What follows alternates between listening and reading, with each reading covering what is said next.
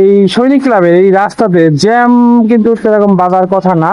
আর জ্যামটার অন্যতম কারণ হলো যারা উত্তরা বা টঙ্গী বা আদিলাবাদ ওইদিকে যাবে, যে ইন্টারসিটি যে বাসগুলো, এই বাসগুলো কিন্তু এই পাঁচটা চাপায় কিন্তু চালায়, যার কারণে কিন্তু এখানে একটা ক্রাউড থাকে। আর আমাদের বরাবরের মতো সবার প্রিয় ট্রাস্ট বাসের রাস্তার অর্ধেকাংশ মানে বিশাল একটা অংশ দখল করে তাদের পার্কিং করে রাখা, এটা তো আছেই।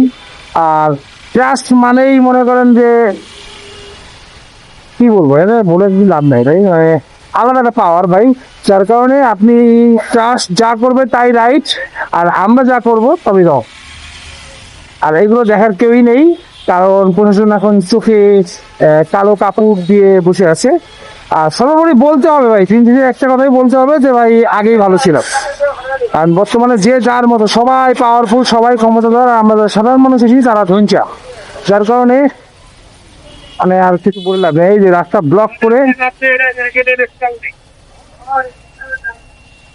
মানে প্রতিবন্ধী কত লেভেলের হতে পারে।